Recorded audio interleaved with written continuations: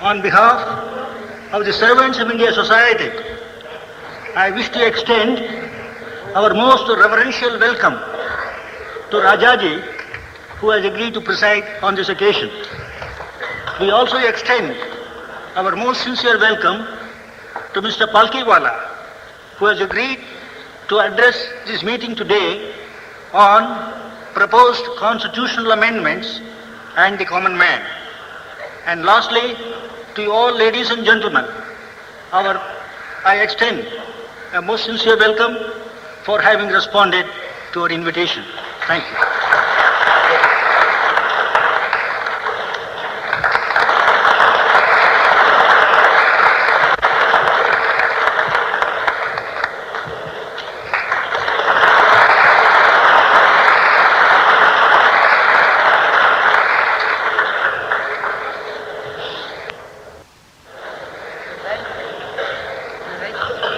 No, Rajaji, I prefer to stand. Pleasure to be in Madras, which I regard as one of the most intellectual cities of this vast subcontinent.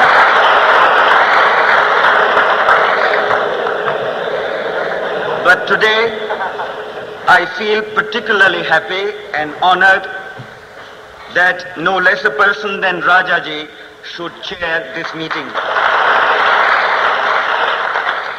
It is normally customary for the chairman of the meeting to say a few words about the speaker, but I think this is an appropriate occasion when the speaker should say a few words about the chairman.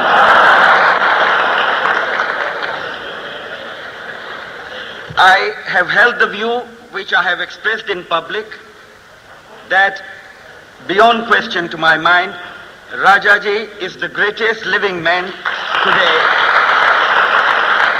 Not only in India, but in fact, if you look dispassionately and objectively in any part of the world.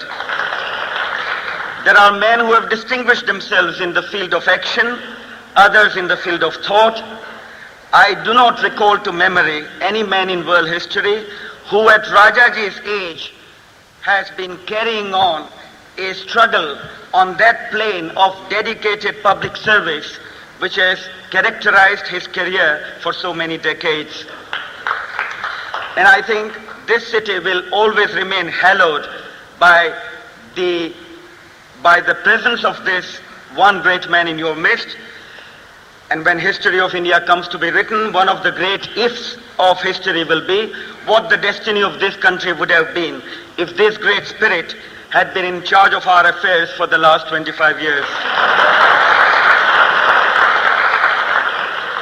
I say all this because it has a direct relevance to the subject of the talk, which is the Constitution and the common man. What is this Constitution, of which we hear so much in the newspapers, and which so many people seem so keen to change? You will kindly recall, those of you who are students of constitutional law, that under the Constitution, if you want to be a member of Parliament, you have to take an oath that you will uphold, protect and preserve the Constitution. But you are not called upon to take an oath that you have read or will ever read the Constitution. The net result is that many people, innumerable in reality, who talk of changing the Constitution do not know what subject they are talking about. If you asked, and I'm willing to take the consequences of being guilty of contempt of Parliament, if you ask members of Parliament, kindly enumerate what are the fundamental rights and what their content and ambit is, I wonder how many would pass the test. Now, this is not to cast aspersions on any individual who today may be the elected representative of the people. This is merely to make good my point, which is that unfortunately we have so much ignorance about our own Constitution that it is almost unbelievable. A great cynic once said that no democracy should enthrone ignorance only because there is so much of it.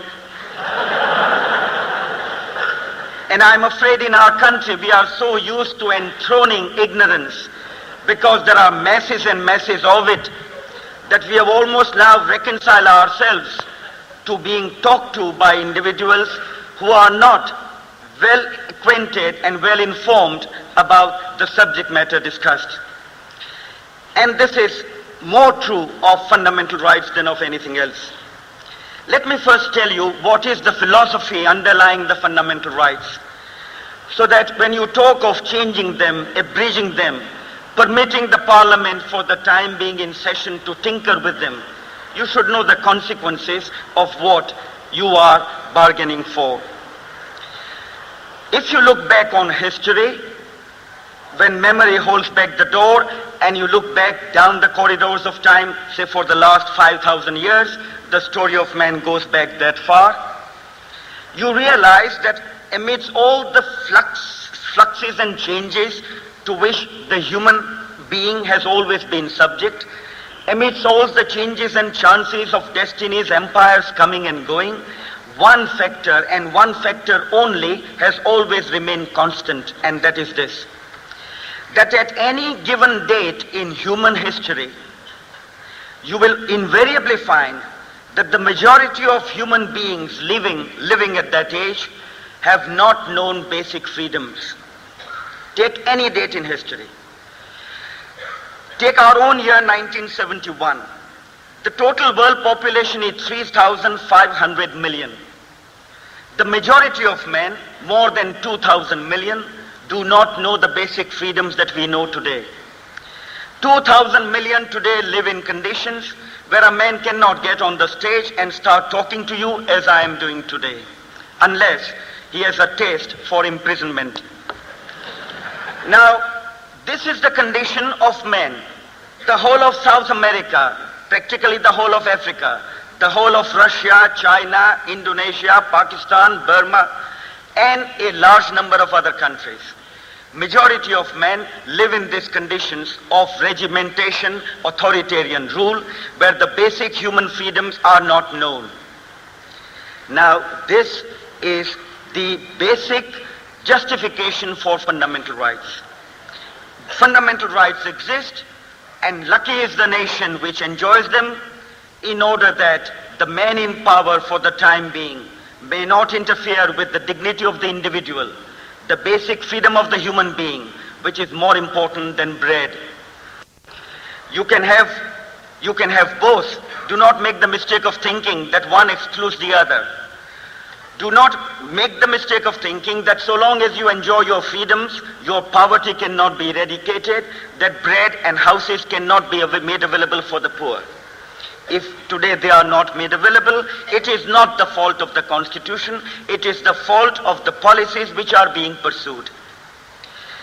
Now, the philosophy of the fundamental rights was very beautifully summed up by one of the greatest judges of all times, Justice Frankfurter. He, speaking to a university audience, once said that the justification for basic human rights, the Bill of Rights as it is called in the United States, was this. I'm quoting his words: "Man, being what he is, cannot be trusted with unlimited power when he deals with other people's rights."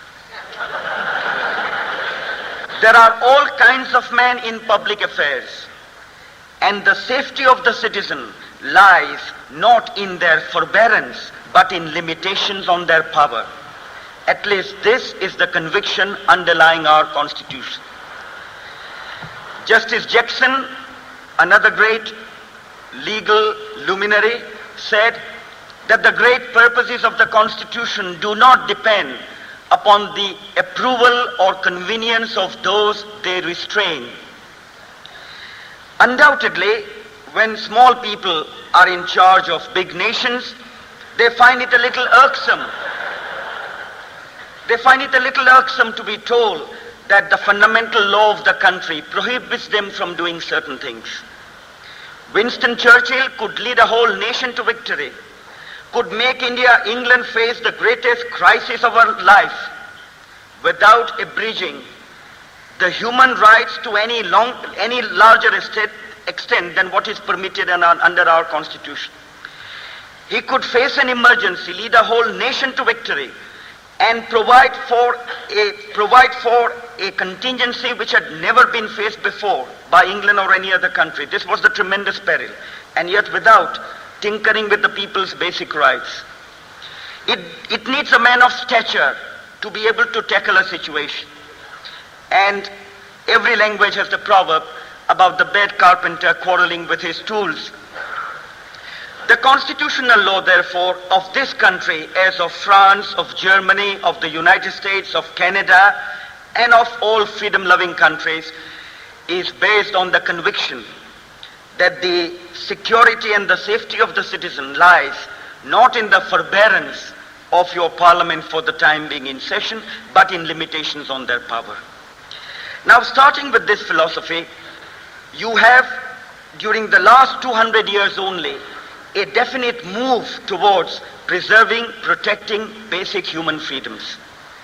People talk of socialism and communism as the new theories which are today the new up-to-date theories to replace and repeal the outdated, outmoded basic rights that we enjoy. The truth of the matter is exactly the contrary. If you study history, if you read even a very popular, extremely readable story of man like the Story of Civilization in 10 volumes by Will Durant, you notice that socialism is at least 3,000 years old. This kind of regimentation by the state, trading by the state, business by the state, curbing the individual, telling him you will not do this, he will not do that, has been known in Sumeria in about 1200 BC, which is more than 3,000 years ago. It has been known in Peru for two centuries at least, till the conquest of Peru came in the 16th century. And it has been known in the Middle East and various other countries of the world. Regimentation by the state is a known old method of government. Basic human rights is the novel, the modern way in which people decide to govern themselves. And the basic human freedoms have been known only for the last 200 or 300 years as a matter of constitutional law. There have been some democracies like the Greek democracy, which have been pockets of democracy in the old times.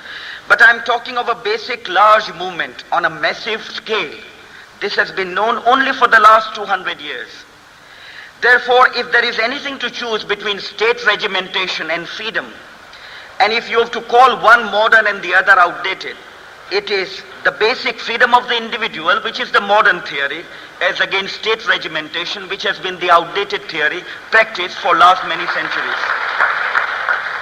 But like many other doctrines, the truth is really distorted here.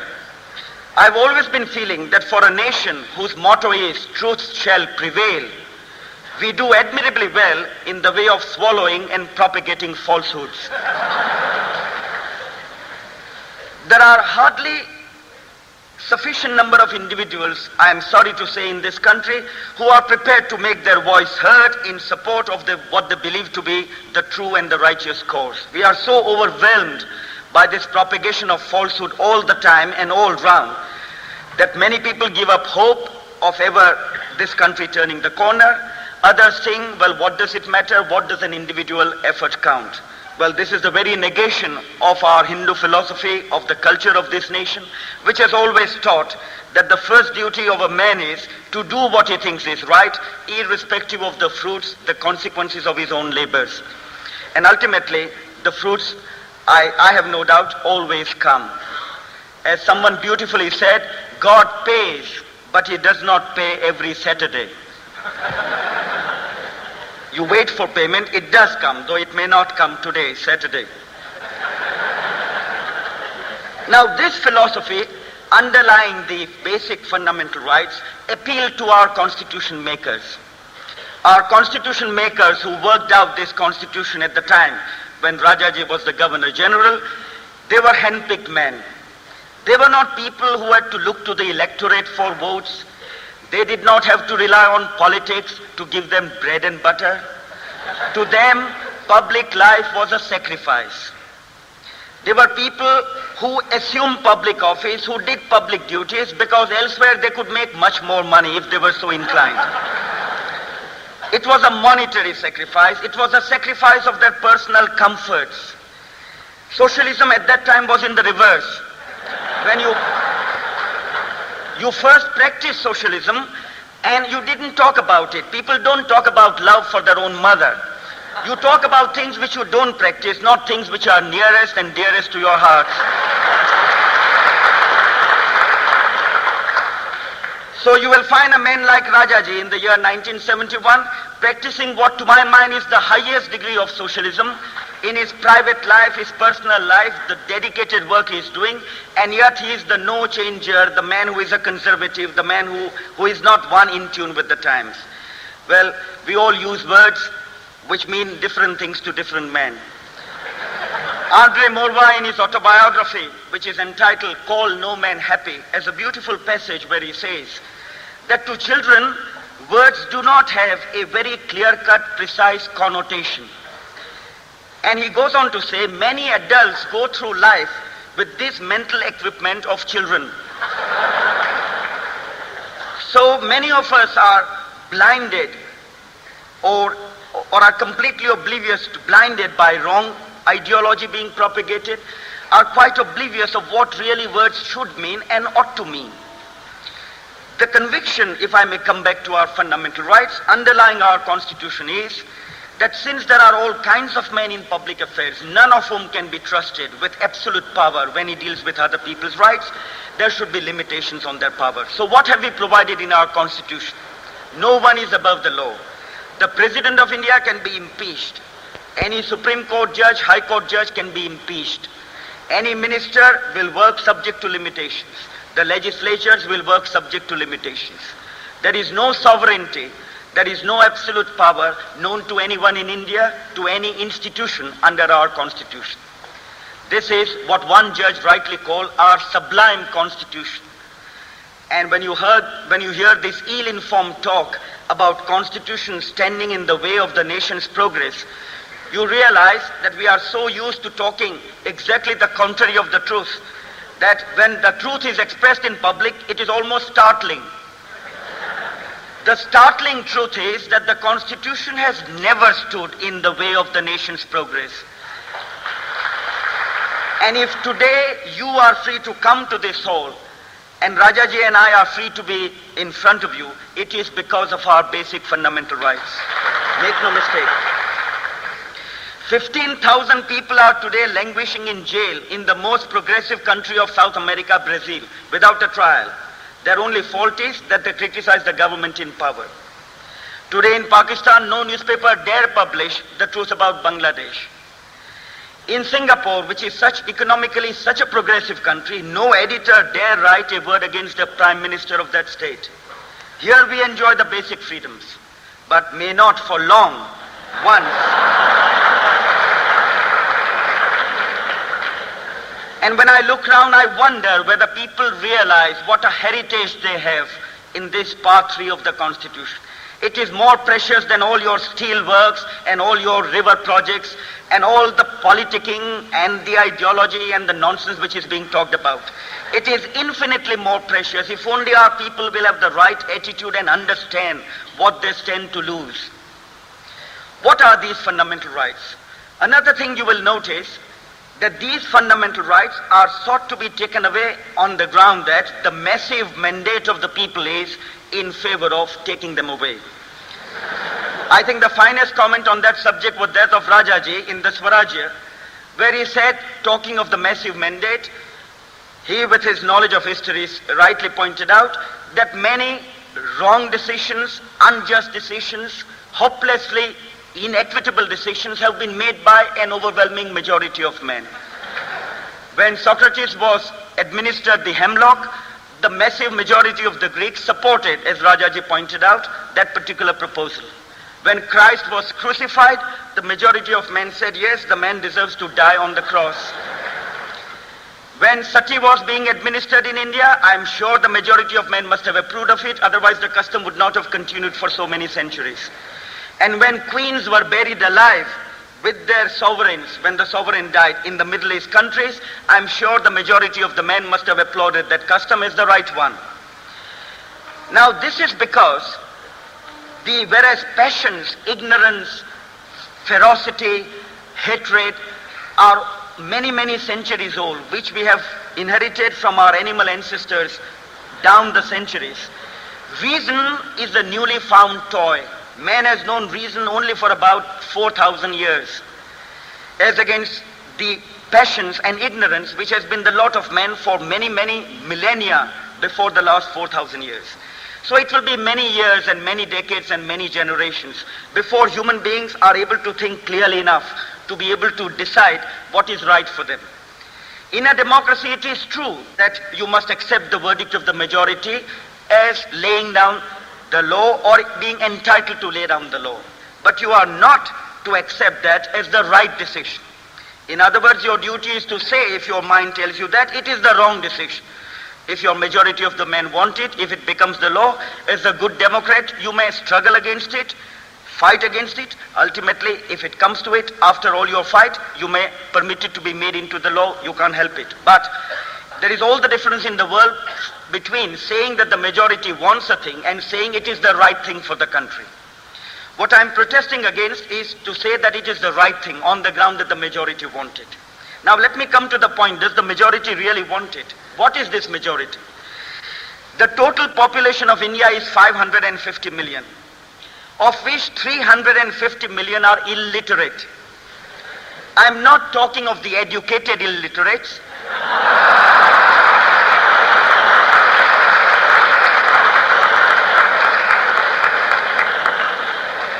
I am talking of those who are literally illiterate. They number 350 million. They are completely unaware of the fact that there is something like Part 3 of the Constitution. They have voted at the elections. It may be right that they should vote. This is the constitutional law of our country. But when you are told that the majority have approved of the change, make no mistake, the majority is completely oblivious of any such proposal as amendment of the fundamental rights or any such existing fact as Part 3 of the Constitution. It is like my going to a village and finding an old 14th century bronze statue which some villager has dug up, and my telling him, will you part with it for 10 rupees? He says, yes, thank you very much. He thinks it's a large sum. I give him 10 rupees and take that 500-year-old bronze statue. I can't say that the man has voluntarily given me the statue for 10 rupees. I am misrepresenting the facts. I am not telling you that this poor villager never knew what he was parting with. And this is the condition of the Indian electorate today. Let me tell you now the history of these fundamental rights. Ever since people fought for freedom in this country, they have been conceiving, the leaders have been conceiving of a constitution. For them it was a dream. They never knew that in the lifetime of some of them the dream would come true. When they dreamt of a future constitution, many of them thought of permanent, inalienable, basic rights which no government could take away. Lokmanya Tilak drew up his Swarajya Bill in 1895, and he referred there to a future constitution of a free India. To him again it was just a dream. But he said, I dream of a time when my country will be free and there shall be a constitution where there shall be inalienable rights to freedom of speech and expression. Property is one of the things he mentions. Inviolability of one's home is the third thing that he mentions as the subject matter of an inalienable right. Then came Mrs. Annie Besant's Commonwealth of India Bill, which she modeled upon the constitution of the Irish Free State. And she borrowed the fundamental rights, which are also there in the Irish Free State Constitution. She intended them to be permanent. Then came the Congress resolution in Madras in 1926. This Congress resolution in 1926 passed in Madras expressly refers to permanent rights which a future constitution of India should aim at embodying in the fundamental law of the country. Then came the Motilal Nehru Committee of 1927, which uses the words, and I'm quoting the exact words of the Motilal Nehru Committee's report, the future constitution of India must have some rights which cannot be withdrawn in any circumstances. This is 1927. Then came Sir Tej Bahadur Sapru Committee of 1943. It was what is called the Committee of Intellectuals. In those days, the word intellectual meant something different from what it means today. Today, the word intellectual means a man who is intelligent enough to know on which side his bread is buttered. We have devalued many things, including words of the English language. Now, those intellectuals met together, they came to this consensus. They said India is one country which has perhaps the largest and the widest diversities ever known to any nation. I don't think there is a nation which has as many diversities as we have, of language, of color, of creed, of religion, of culture, and so forth. So there are minorities in this country, not only religious minorities, but linguistic minorities, economic minorities, intellectual minorities, all kinds of minorities. In other words, various groups, various shades of opinion, all of them have to be ruled fairly and justly by one single central government in some matters and by the state government in other matters. And the Tej Bahadur Sapru Committee of 1943 said that the only way in which justice can be done to the Indian nation at large is by having some basic inalienable rights. It used the word inalienable. Then came the framing of the Constitution. Pandit Jawaharlal Nehru himself was the chairman of the committee in charge of the fundamental rights. He was the one who had a hand in drafting the report which was presented to the Constituent Assembly. And there the words used are, these fundamental rights are intended not merely to provide for the exigencies of the moment, but to be permanent in our Constitution. The word permanent is that of this committee, headed by Pandit Jawaharlal Nehru.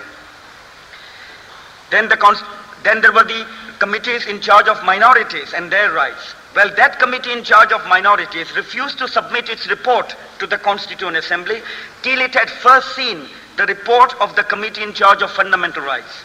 Having seen the fundamental rights, the committee in charge of minorities said, we have no now fear, no apprehension. I think the nation will be justly and fairly governed, having regard to these basic rights. So we had this constitution, and we had these basic rights. And the people of those days who framed them were the people who believed of socialism in the true sense. In the true sense, socialism means making the human and material resources of the country work in such a way that you keep the country in the mainstream of self-generating growth, that by the labors of the citizens this country may be enriched, that by the toil and the enterprise of our own citizens one day we may eradicate poverty, wealth may be created, and the fruits of the labors may be shared by all. This kind of socialism requires character and knowledge of the highest order. This is not socialism on the cheap. It is not socialism which consists in saying one thing, preaching one thing, doing another, living the life of good comfort and luxury and telling everybody else that you must tighten your belt. This socialism was the socialism founded on knowledge, on character, on integrity. And if you look at the speeches made in the Constituent Assembly and the moral tone, you would be just amazed. You would not believe that you are living in the same country with a lapse of only 24 years. Believe me. I had occasion to check up those debates, and frankly, I couldn't believe that I am living in the same country in which these things were said in the Constituent Assembly. Now, the question is, have we reached a stage in our country's history when basic fundamental rights should be allowed to be abridged by Parliament? The first thing to note is, what are these rights? Normally, even when I was talking the other day to the National Defence College in Delhi, I noticed it consisted of the elite. But I noticed that most people just thought that the right they were concerned with was the right to property. The right to property is only one of a large number of basic human rights which the constitution makers had the foresight to provide for you, frankly, if you'll pardon my saying so, for an ungrateful nation. Because if people will not show their gratitude by fighting for what is given to them, I don't know who can save them. No one can save a nation, not the judiciary. The only one which can save the nation is the citizen himself. It is his exertion, his effort, his mobilization of public opinion which can make your fundamental rights remain on the statute book. What are these rights? The right to equality before the law. The right to personal liberty. You cannot be arrested and put in prison without a trial unless you come under the Preventive Detention Act, where again certain stringent provisions are there for safeguarding even that citizen's liberty, which citizen, to my mind, doesn't frankly deserve to be a free citizen of a free democracy. But even for him, we go out of our way to see that some safeguards are given. The right to equality of opportunity in government service.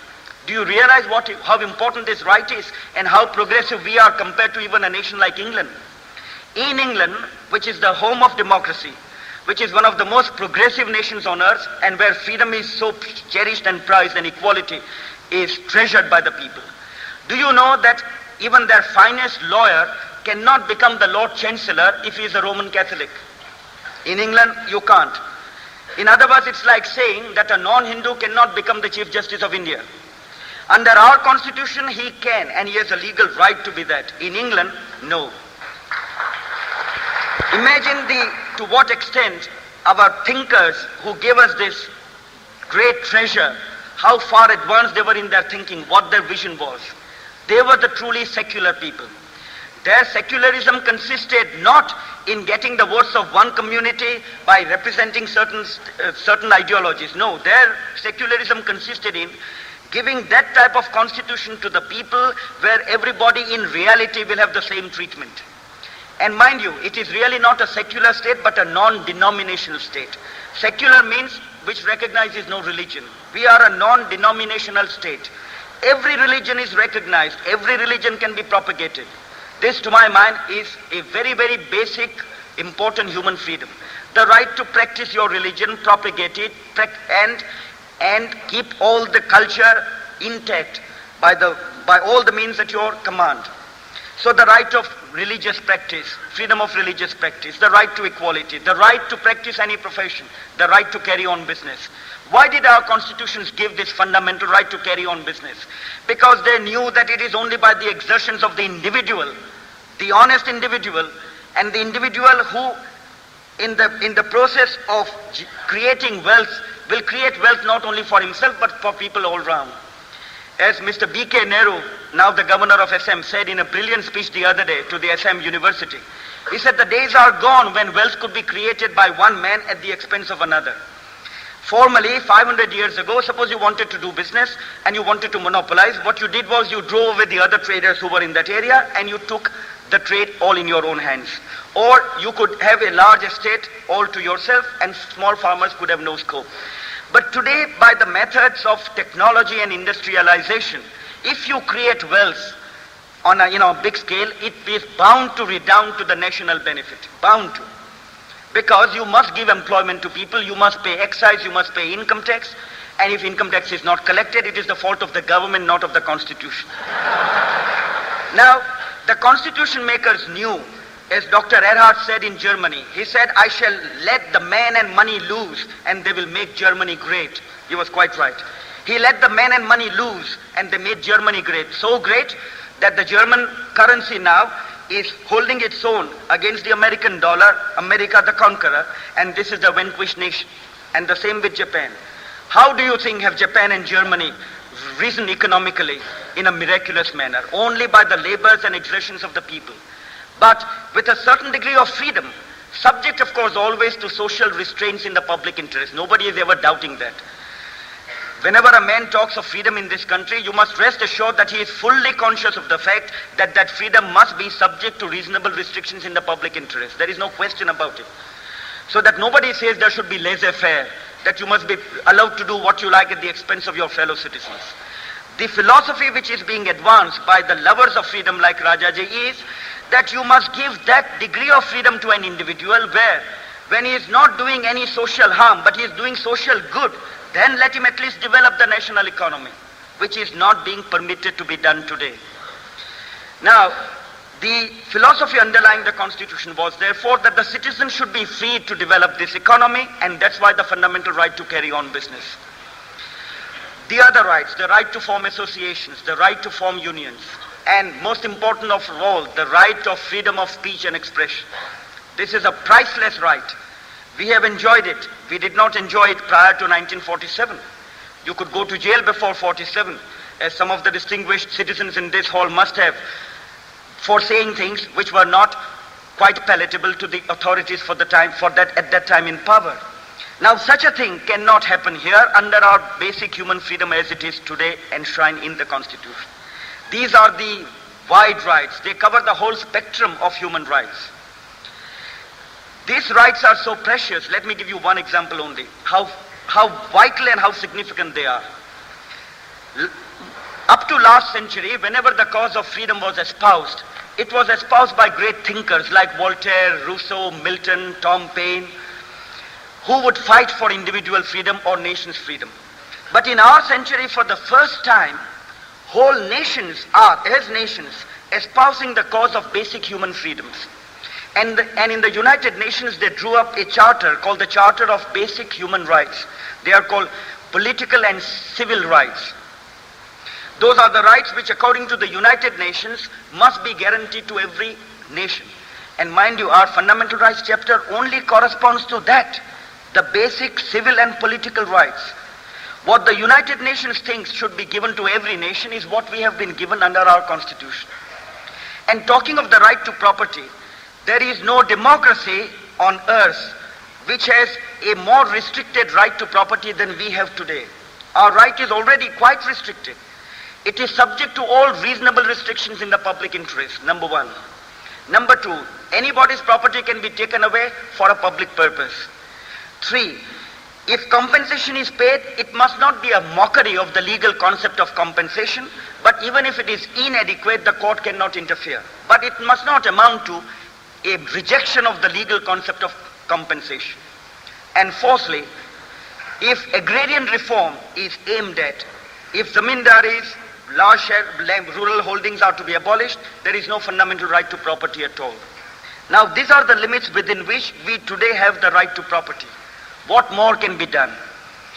What more can be done by way of abridging, curtailing that right further?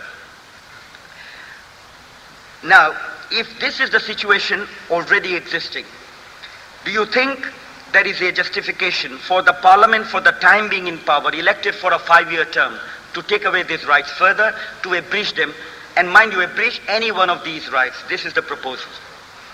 What is this 24th amendment of the Constitution, which has already been passed by Parliament and is being ratified by one state legislature after another?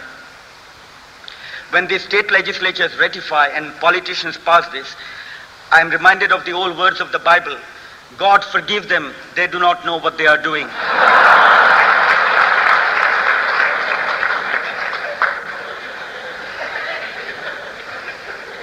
If I want to argue one single case on a point arising under the Constitution of India, I must have a 3-year intensive training in law, I must pass an examination, I must be enrolled, I must have a certificate as to my integrity and character before I am enrolled, and then I am allowed to argue one case, any one case, if I want to, under the Constitution. But if I want to change the Constitution, and I want to say wholesale, I must be given the right to take away the fundamental right.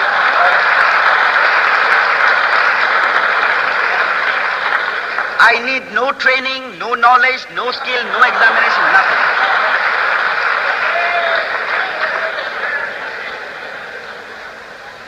The price that democracy pays is that very often and more often than not, it throws mediocrity into power. It is seldom that you will have an Abraham Lincoln or a Rajaji elected. More often than not, considerations will weigh with the electorate which frankly frighten one when you look at the reality of the way in which democracy in practice works. See, if you were to be told, well, let a Marcus Aurelius deal with your fundamental rights. Well, I would say, thank you very much, I have no hesitation, let him do what he pleases. But you have to ask yourself how many of your elected representatives fall in that category. And how many are people who have even taken the trouble to acquaint themselves with what they are dealing with and the subject matter which is before them. I remember one member of parliament telling me of his own experience. He came out of parliament and it was the Tariff Act amendment which was being discussed. And I was outside talking to somebody and I knew this member was interested in tariff regulations. I said, why are you outside? Aren't you inside? He says, no, they are discussing some traffic bill.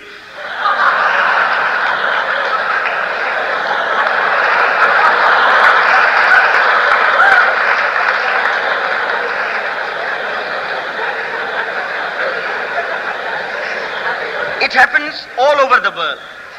You must have seen pictures of even the President of the United States, Johnson, when he was seeking election. He had to go out with a donkey, an elephant, balloons, etc. It makes you sometimes think what must be the level of the average human mind.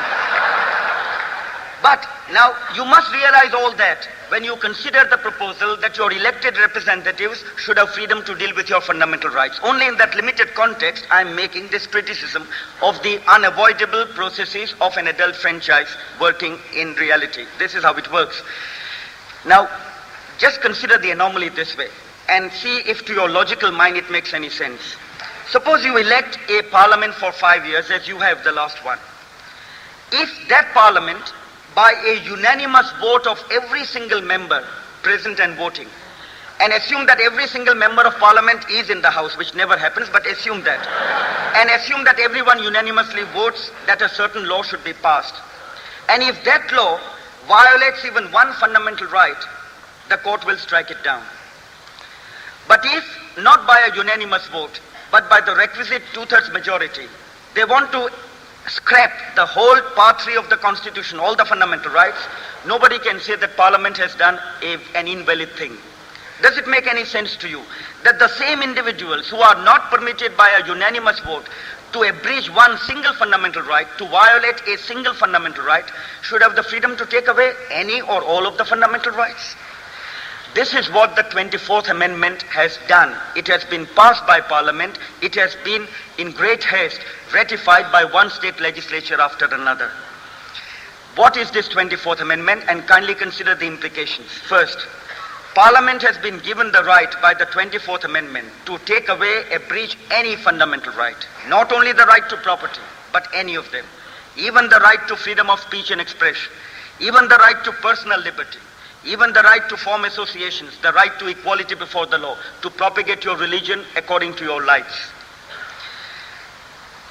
Number 2, once these fundamental rights are amended, not only Parliament, but every state legislature and every executive, either at the center or in the states, is free to act as it likes without the fetter of the fundamental right, which is now no longer in operation. So by this you are giving the power not only to Parliament but to every state legislature, and not only to the central government but to every executive of every state, to regulate the affairs of this country in disregard of any fundamental right which may come to be abridged hereafter. So suppose Parliament were to abridge the right to freedom of speech and expression, then a law can be passed in India saying anyone who criticizes the government in power shall be guilty of a crime punishable with 1 year's imprisonment. It can be passed and there is no redress. No one can challenge the law. Today such a law cannot be passed. After this amendment it can be, once the right to freedom of speech and expression is abridged by Parliament, as it can do after the 24th Amendment. Consider the other significance. One of the fundamental rights is the right to move the Supreme Court for relief. You have a right to move the Supreme Court under Article 32 for redress of your fundamental rights. That right can be taken away by Parliament. In fact, there are some politicians who are already talking of it. They want a judiciary which must be subservient to the executive. I think you are then wasting the people's money in having such a judiciary. The better thing is not to have a judiciary and let the minister dispense justice. Whenever there is a public scandal, whenever there is any public wrong done or any public outcry, who is appointed? A High Court judge, a Supreme Court judge. This shows the respect our people have for the judiciary, and rightly. This country, believe me, and I say it in all sincerity, would not be worth living in today but for our judiciary. I don't know what would have happened. I don't know where our politicians would have taken us, but for the strong, independent judiciary, which very luckily we have been enjoying so far. It is as Rajaji again said, if I may quote it again, whenever you speak on the Constitution, you can't help quoting Rajaji. He said, it is the last and the greatest bulwark against authoritarianism in our country, our judiciary. And I think that tribute is fully justified. Now that right to move the judiciary, Article 32 of the Constitution, being itself a fundamental right, can be abridged by Parliament at any time hereafter. In fact, the whole article can be deleted tomorrow if Parliament chooses. And you will have no right to go to the Supreme Court as you have today. Imagine a people voting for such a ridiculous outrage on the Constitution. There was a time when people went to jail to get freedom for themselves. I think we have reached a stage when people must be willing to go to jail to preserve their basic human freedoms. It is easier to throw off a foreign tyranny than the tyranny of your own elected representatives. Make no mistake. And to my mind, a law does not cease to be tyrannical because it is passed by the elected representatives of the people. In fact, you have sometimes a great emperor who, as a benevolent despot, may give a better administration than elected people, elected representatives. It all depends on the caliber, the vision, the degree of integrity of the people you return to office. So in a democracy, the price which you pay for being a citizen of a democracy is eternal vigilance. If you are not prepared to have eternal vigilance, you are unfit to be the citizens of a free democracy. Because freedom is not something you can inherit in the bloodstream. It's not that your father enjoyed it, therefore my young friends here in the galleries would be able to enjoy it. No, you don't inherit in the bloodstream. You have to fight for it, cherish it, preserve it all the time. Otherwise it just vanishes. It has already vanished this year 1971 in the form of the 24th Amendment. But look at the extreme arrogance, and I use my word advisedly, arrogance of the people who have passed this 24th Amendment. They go on to say, once the President of India is presented with a bill abridging any of the fundamental rights, he shall have no right to say, I shall not assent to the bill. In other words, if the President of India is shown a Sugar Control Act, he can say, no, I'm sorry, I think it is ridiculous, I won't give my assent. But if he is presented with a bill which says the whole chapter on fundamental rights shall be abrogated, he must give his consent. Now, the law under our Constitution is this, under Article 211, that if the President refuses to give his assent, his only alternative is to present it again to Parliament for reconsideration. And if after reconsideration Parliament comes to the same conclusion, namely that the bill should be passed, then the President is bound to give his assent. But our politicians in their arrogance don't want the President even to ask them to reconsider a question dealing with fundamental rights. The poor President of India, all that he can do is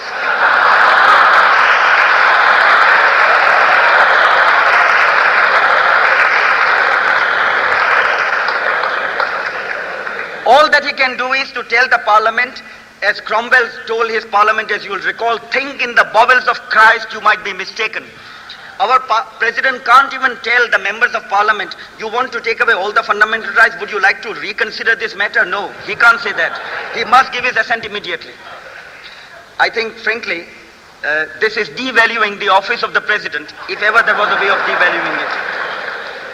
This is your 24th Amendment. Now when the 24th Amendment is passed, what you have been told is assurance in Parliament by high-ranking individuals. Please rest assured, we will not tinker with your freedoms. In connection with that assurance, kindly consider two things. The princes were given an assurance in writing, which Rajaji signed as the Governor General of India, where he said that you are guaranteed this privy purse, and your descendants who occupy the Gadi are guaranteed that. Not only the Government of India's guarantee under the signature of the Governor General, we put it in the Constitution. In Article 291 we said, the privy purse free of taxes is guaranteed and shall be paid out of the Consolidated Fund of India. It is the highest guarantee, the highest assurance the greatest security known to our law. What has come to that security and assurance? The people who are alive today, who signed in 1947 this document as the other party to the covenant, they are today alive, many of them, and they will not get a pie. I'm not talking of those individuals. Those individuals are not worth saving, but the honor of India is undoubtedly worth saving.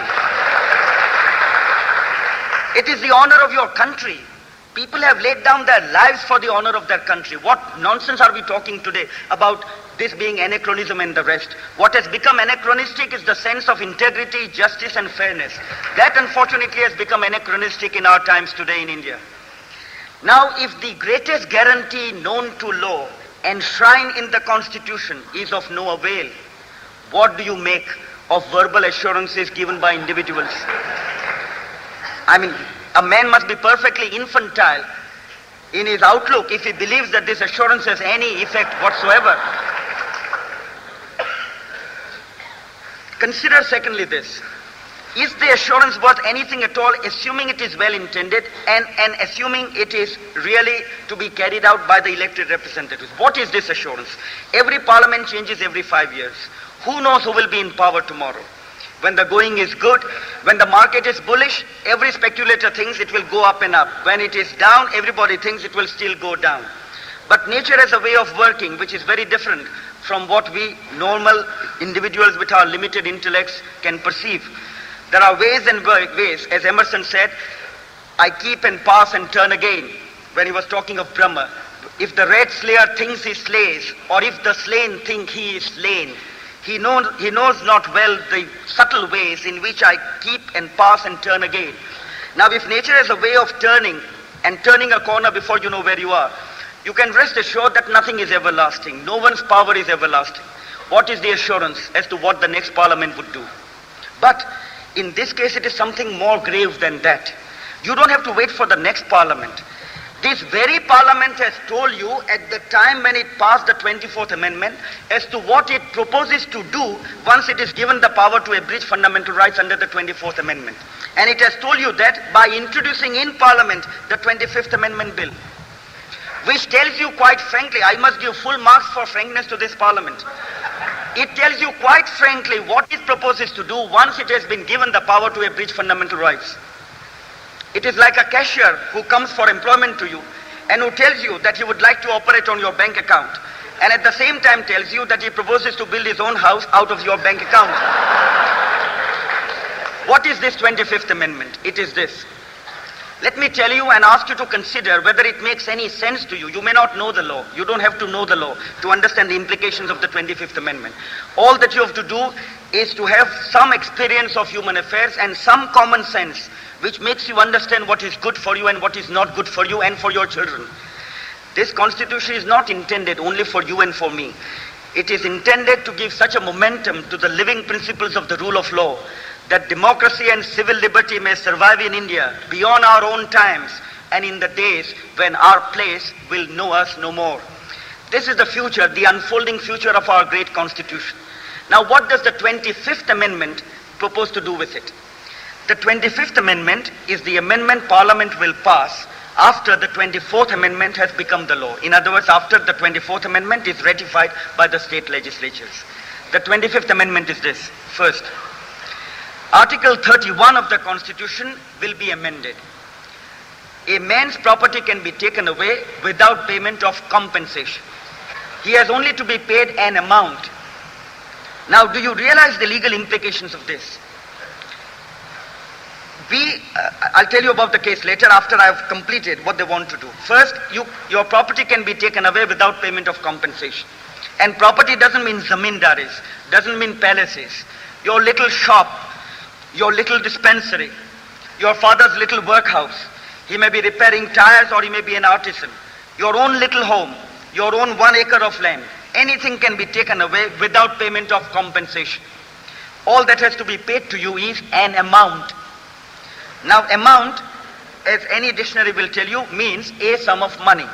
It does not. A rupee is a sum of money, 100 rupees is a sum of money. Your property may be worth 1,000, but it can be taken away for 100 rupees. Now, the second thing is, and this again shows how completely ignorant, if you'll pardon my saying so, our lawmakers are of what they are legislating about. The second provision is even more ridiculous. It says this, that if your property is acquired, the fundamental right under Article 19(1)(f) will not apply. Now, what is the effect of this fundamental right under 19(1)(f) as regards property? The right is this. Suppose your property is acquired under Article 31, and under today's constitution, under Article 31, you have to be given compensation. And according to the Supreme Court's judgment in the bank nationalization case, the concurrent article which applies is Article 19(1)(f), under which there can be only reasonable restrictions on your right to hold property, and therefore, before your property is acquired, you have a right to be heard. Because if you are not heard, it is not a reasonable restriction on your right to hold property. So suppose you are a doctor and your dispensary is sought to be acquired by the government to start a ration shop. You are entitled to say, look, Mr. Minister, why do you want to take this away? I am treating so many poor people. I am doing more public good than your ration shop ever will. And would you let me continue my practice? You have a right to be heard. Mostly you may be heard, you may be raising your voice in vain, but never mind. You have a right to be heard, and you have the satisfaction at least that you have had your say, you have expressed your point of view, and if still somebody wants to do you injustice, well, it is compounding the injustice. But after the amendment of the Constitution, proposed under the 25th Amendment, 19(1)(f) will not apply to any cases of acquisition, requisition of property by the government. So if your property is sought to be taken away, you cannot claim even the right to be heard. This is your free democracy. And this is the reason for which you took all the trouble in the beginning of this year to elect so many representatives to your parliament, for all of whom you are paying a daily allowance, housing and the rest, in order that your basic rights may be taken away. Frankly, I feel so strongly about it. And what distresses me no end is that why is the elite of this country putting up with this kind of outrage on our basic democracy? Why should a man not be heard before his property is taken away? What is wrong with it? What is the social purpose served by not even hearing him? If you look at some of the cases which come to the High Courts and the Supreme Courts, you would be amazed how the power of acquisition can be abused. One case which we argued before Mr. Justice Subbarao in 1964 came from Madras, where the government wanted to acquire a plot of land. And the very curious thing was that out of this whole area, certain plots belonging to certain individuals were not acquired, and the rest were all acquired. The Supreme Court struck it down on the ground that this is no real power of acquisition. It has been done in a manner not warranted by the Constitution. These are the type of cases, and this is the mischief which the Constitution sought to prevent. But hereafter, no compensation and no right to be heard. But there is another provision which is even more vicious, and that is in the same 25th Amendment, which I wish was more widely known and widely debated. And that is the Article 31C of the Constitution, which they want to introduce for the first time. This article wants to say this, and mind you, it will become the law unless people are vigilant and are prepared to sacrifice even their personal liberty for the sake of upholding their Constitution. This new provision is this. Article 31C. Let me put it to you in simple language so that everybody can understand who may not be familiar with the technicalities of the Constitution. If any act of Parliament or any act of the state legislature starts with the words that this act is intended to give effect to the directive principle of the state policy under Article 39, that there should be no concentration of economic power. If these are the opening words of the act, whether passed by Parliament or the state legislature, then no fundamental right will apply. This to my mind is the utmost in utter contempt for the Constitution. There is no other word for it. It is the ultimate in contempt for the Constitution. What does it mean? Without abridging any of the fundamental rights, without even letting the people know that fundamental rights are gone, any law has only to be passed with these opening words, that this law is intended to give effect to the directive principle of the state policy regarding concentration of economic power. And what is the consequence? No fundamental right shall apply. So suppose you are living in a house, your own house, which your father built with his life savings, and the government wants to take it away.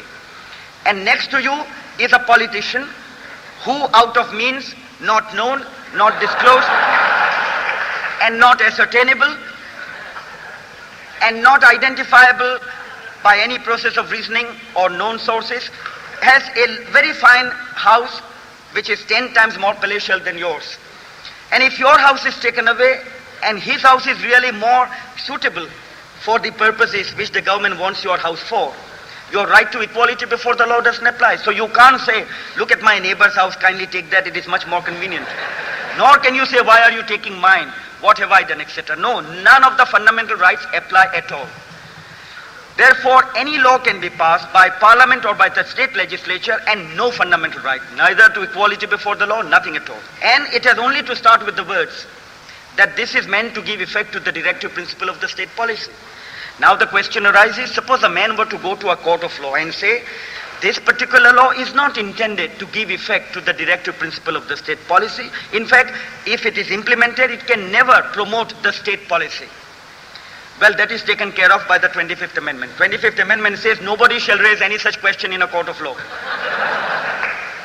In other words, you cannot go to a court of law and even argue that the law which is intended or purports to give effect to the, not is intended, people know what the real intentions are, but what purports to give effect to the directive principle of the state policy can never give effect to the directive principle. In fact, you may be able to prove logically and objectively that it would defeat the directive principle of the state policy, but you can't raise any such point. No court shall go into the question as to whether the law which purports to give effect to the directive principle of the state policy will in fact give effect to it or not. It's not justiciable. Well, ladies and gentlemen, if you live in a democracy where such a ridiculous proposition can be introduced in parliament amidst acclamations, and people can take it lying down without a debate in the newspapers, without people even raising their voice in protest, frankly, your basic freedoms are not worth saving. It means this, that hereafter no one is safe once this 25th Amendment is passed. And the same parliament which wants the right to take away your fundamental rights has told you, as I've started by telling you, what it proposes to do is the very first step once you give it the power. And what it proposes to do is to do this for you. And this bill is already introduced in parliament. And this bill will not need any ratification by the state legislatures, because that idle ceremony will be over once for all of the 24th Amendment being ratified. Thereafter, Parliament can do what it likes. No ratification by any state legislature, even if the whole chapter on fundamental rights is removed.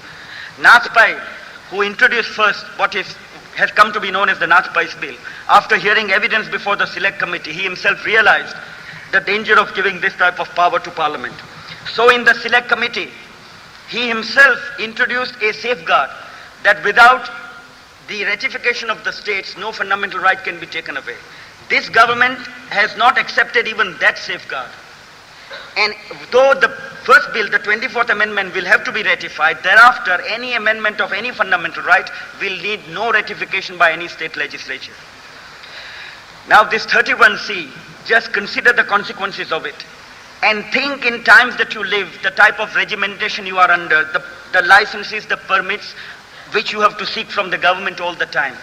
What kind of existence would it be? What kind of opportunity for our people to create national wealth and to eradicate poverty? How on earth can you do it?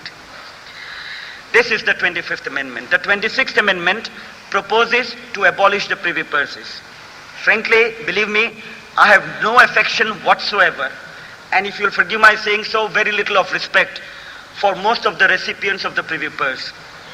But to me, as to Rajaji, it is only a matter of principle. The real question is it worthwhile dragging in the mire the good name of your country for the sake of 4.5 crores of rupees, which is a sum dwindling year after year as the Maharajas die.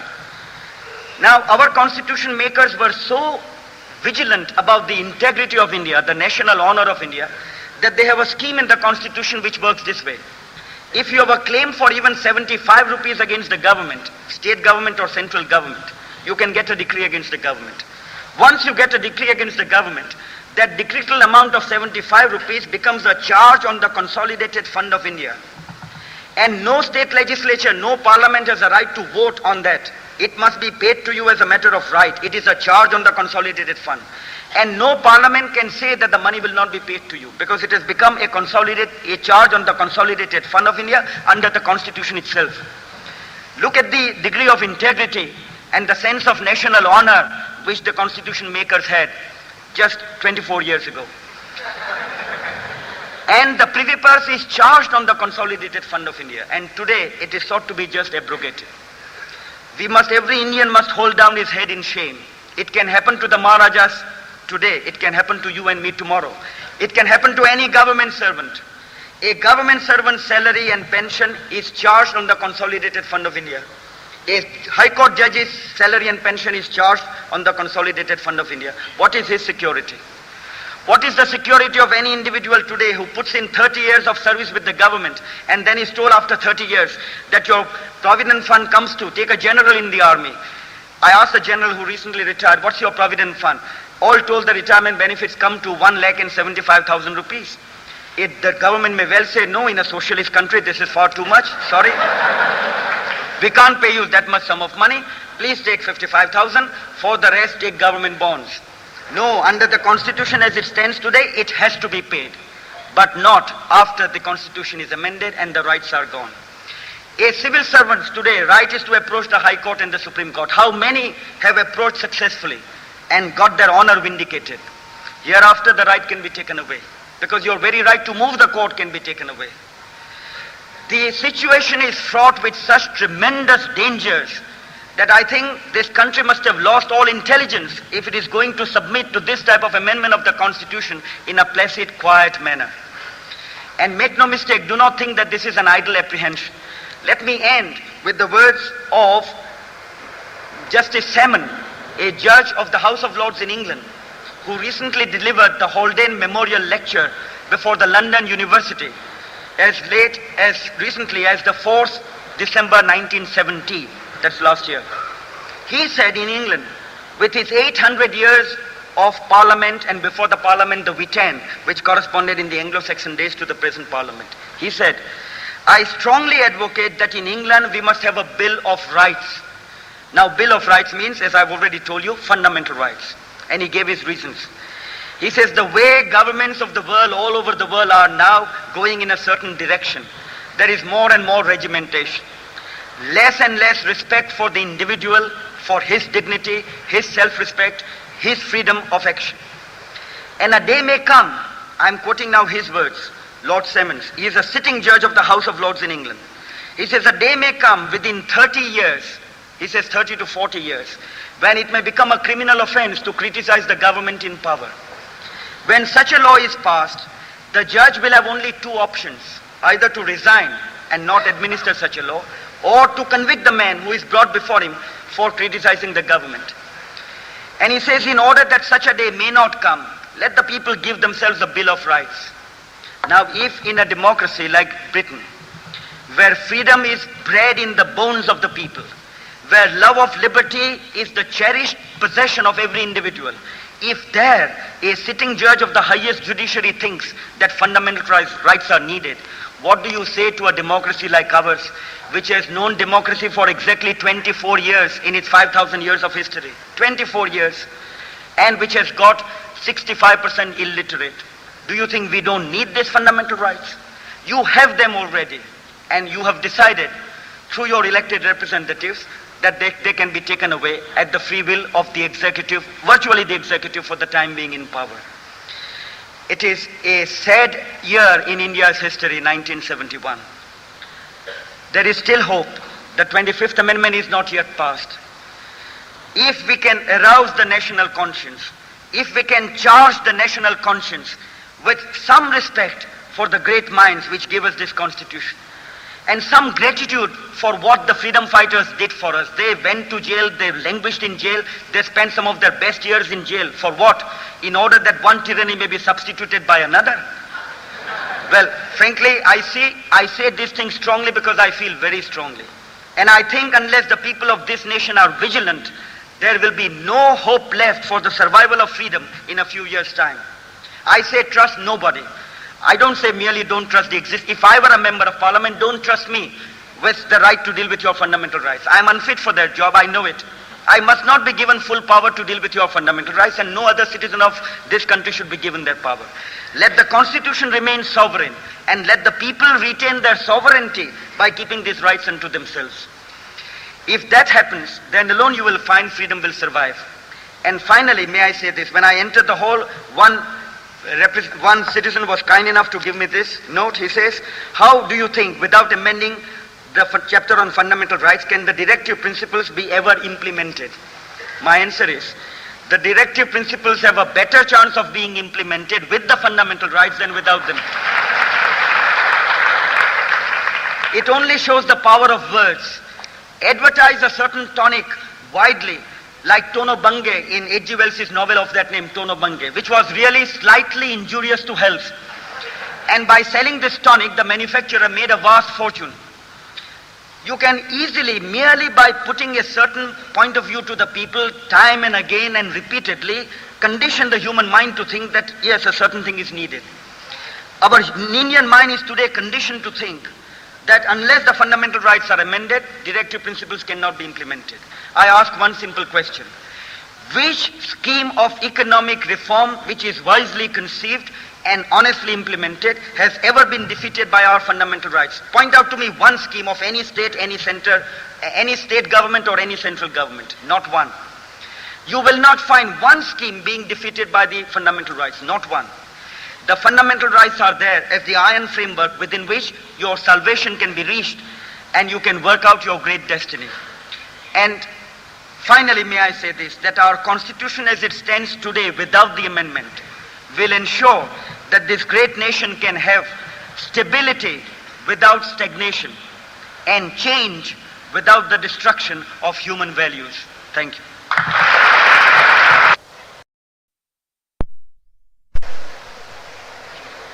Ladies and gentlemen,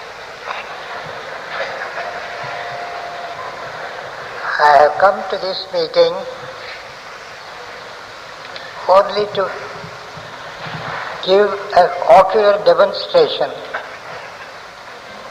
that I am still alive, even though such wrong things are deliberately planned to be done in our country. No one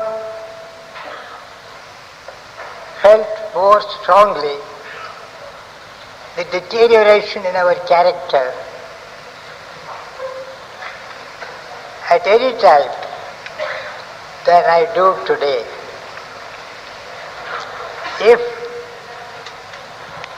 our nation has to continue to be respected, we must find ways and means to defeat the purposes that have now been published and broadcast, namely to do away with what we solemnly did only 24 years ago.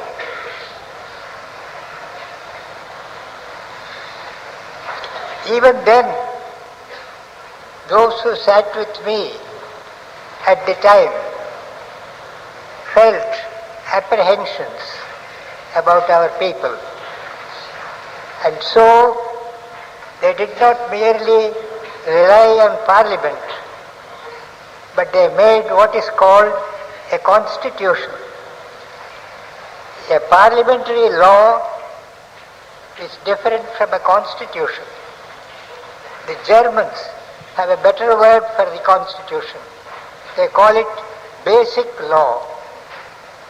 But the constitution defines the way of life for the people as well as for the government. Both have to be restrained. But what is wanted to be done today is that the government should not be restrained and that the constitution should be broken up. The fundamental rights, which phrase has been used so often that it has become somewhat meaningless. Let me tell you that it has a meaning. The fundamental rights are to the constitution what the heart is to the bodily constitution. You can, when it becomes necessary, carry out an operation on the heart, but you cannot do away with the heart. The fundamental rights correspond to the heart and the lungs and the liver of the human body. Simply because doctors tell you that they can perform some minor operations and do some good to the body as a whole, you should not imagine that you can give them the right to take away the liver, or to take away the heart, or to take away the lungs. This is just what is sought to be done. I do not think I need detain you when you have heard Mr. Palkhivala explain the position as clearly as an honest man with information and experience can explain. There are very few honest men these days who stand up to such work. Unfortunately, I must acquaint my friend Palkhivala that in South India, our sense of humor sometimes overwhelms our sense of right and wrong. When you say something that is discreditable to our people, you hear cheers in our audience. Not because they approve of what is wrong, but because they are so glad that there is someone to point out where we are wrong. If therefore today I have been attending with particular care, equipped with special hearing instrument, because generally on the platform you don't hear what important speakers speak on the platform. All the rest of you hear, but those on the platform don't hear. Today I made special arrangements to hear every word of what was said. I now realize, Mr. Palkhivala, in what a dangerous situation we are in. We were not in such danger when the British were here. I make it quite clear. In 1937, when the British were here, I had charge of the government of Madras, as it was then called, which included large parts of Kerala, Mysore, Andhra and all that. I think I then gave to the people a socialist government, which Mrs. Indira Gandhi is not going to give to this people. That was when the British were here. Because I had a sense of justice, and the British, when a man was doing what was just, did not interfere with him. That was their way of life. Now today, I realize that we are in a very dangerous state. Much more dangerous. There is much more reason to oppose the constitutional changes that are now proposed than there was reason to oppose the government of India by Parliament in England. There was good reason to oppose foreign rule, but on the merits, there was less reason then for us to object to foreign rule than we have today to object to indigenous Swadeshi rule by Mrs. Indira Gandhi and her company. Don't be afraid to clap. If you wish to clap, please clap.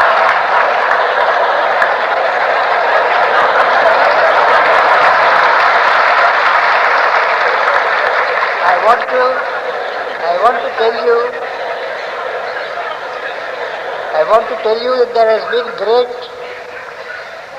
moral deterioration among our people, so much so that if I say Mrs. Indira Gandhi is doing harm to the country, although every single individual in this hall and upstairs agrees with me, is afraid something may happen to him if he says something against Mrs. Indira Gandhi. Is that democracy? It is a state of utter timidity of which, gentlemen, I am ashamed at the age of 93 to speak about.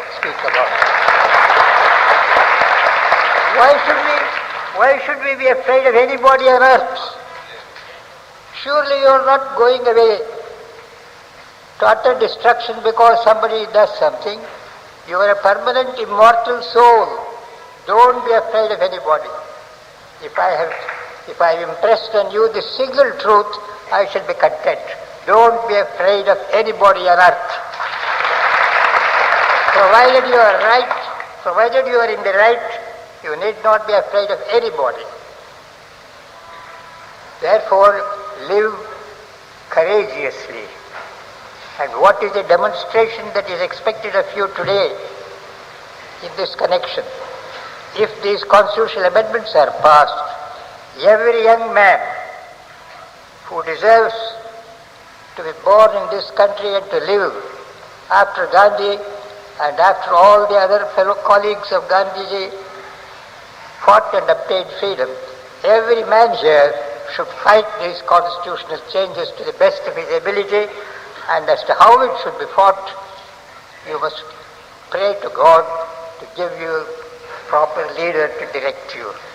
I must ask you most earnestly to thank Mr. Palkhivala to have come all the way to give us his explanation of the entire situation.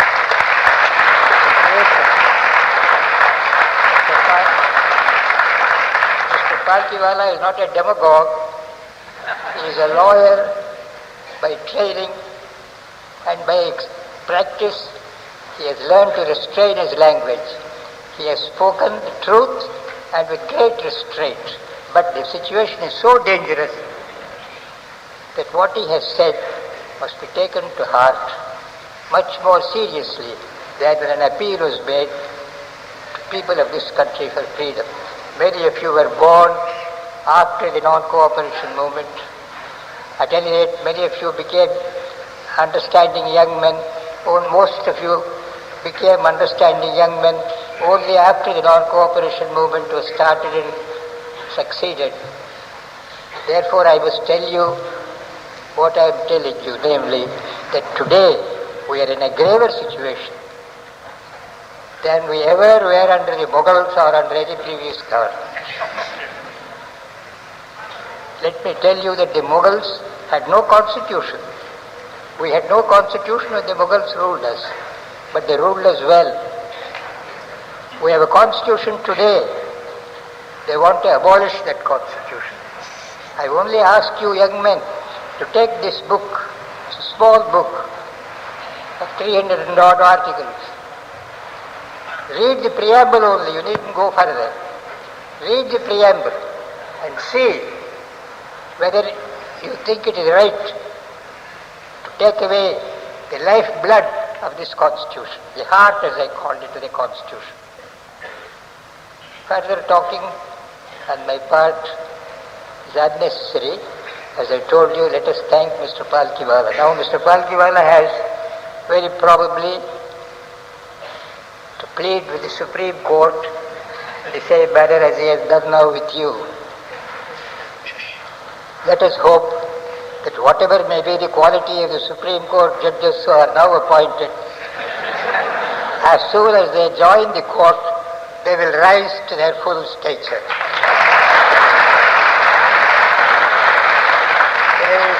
There is something in an institution. I hope they will maintain and defend, protect the honor of that institution, which the Constitution has placed above Parliament in order to interpret the laws of the country and the Constitution. Thank you very much. Whenever even smaller men come to speak to you, then Mr. Palkhivala, if it is announced that it is an important subject, you should all attend. It's no use you attending when Palkhivala comes to speak to you. You should hereafter keep up an agitation against these dangers that are before us.